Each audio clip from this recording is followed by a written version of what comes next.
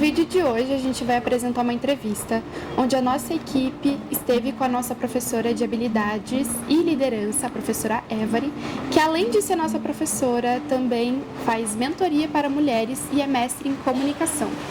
Nessa entrevista, só para dar um contexto para vocês, a gente vai apresentar questões como saúde mental, autorresponsabilidade e gestão de tempo. Então, segue a entrevista. A gente está aqui com a professora Évary, vou pedir para ela se apresentar um pouquinho. Olá, pessoal, eu sou a professora Évary, eu sou professora na PUC-PR, trabalho com mentoria de carreira e desenvolvimento de soft skills e é sobre isso que nós vamos falar hoje, né? Sim, então começando já com a primeira pergunta, como você identifica sinais de esgotamento mental e quando buscar ajuda profissional? A pessoa precisa perceber, os sinais de esgotamento, eles são muito sutis no começo, né? Então, isso que é importante a gente ficar bem atento, porque às vezes é a falta de sono, ou o excesso de sono, é a compulsão alimentar, né? É o aumento de alguns vícios, fumar mais, beber mais. Às vezes são questões bem que a gente não percebe, que a gente acha que é só uma fase, né?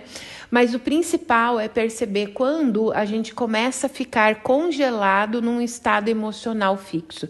Então, por exemplo, quando a gente passa a ficar muito tempo triste ou muito tempo ansioso, né? Quando o nosso sentimento não faz essa variação ao longo do dia, ao longo da semana, segundo as situações, é porque a gente está ali desenvolvendo talvez uma doença já, e aí é importante procurar ajuda. Certo. Ansiedade, depressão, né? Como você lida com distrações que podem comprometer a produtividade ao longo do dia?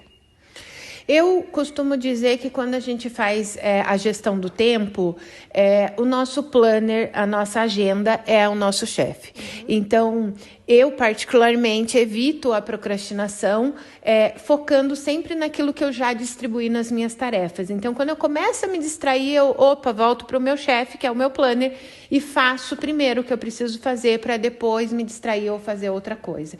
Então, se você tem uma boa gestão, você tem ali a clareza do que pelo menos naquele dia precisa ser executado.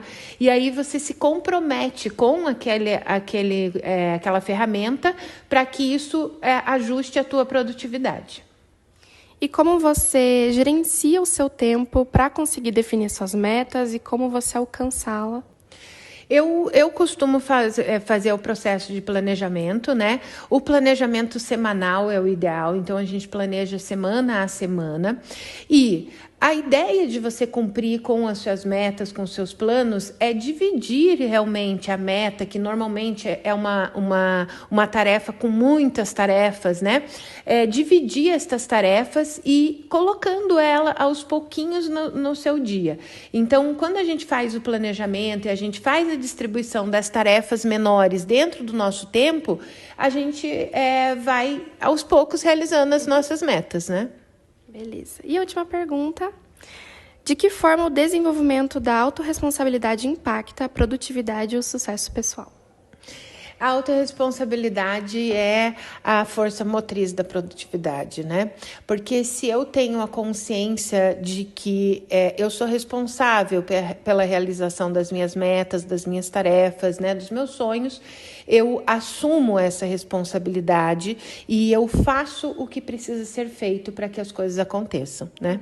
Então, a gente ter essa consciência de que o nosso processo está nas nossas mãos é muito importante, né? Não aquela coisa de, é só você fazer e você consegue fazer tudo. Não, às vezes a gente não consegue fazer algumas coisas que a gente sonha ou deseja, né? Mas a gente consegue colocar na nossa realidade grande parte das coisas que a gente quer. Então, para isso a gente precisa ter essa ciência de que temos que pegar na mão a nossa vida. E assim finalizamos a nossa entrevista com a professora Évary. Obrigada, amor. Eu agradeço muito e espero que essas dicas ajudem vocês.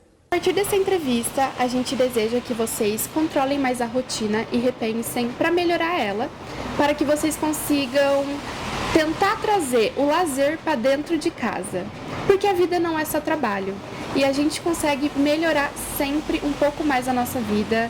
E é essencial que você se sinta bem com você mesmo, se sinta bem com o seu trabalho. E sempre que você sentir que o seu trabalho está te sobrecarregando mais do que o normal ou mais do que é permitido, você precisa procurar ajuda profissional. É muito importante que você tenha isso em mente. E foi isso, gente. Obrigada por ter assistido a entrevista. Até o próximo vídeo.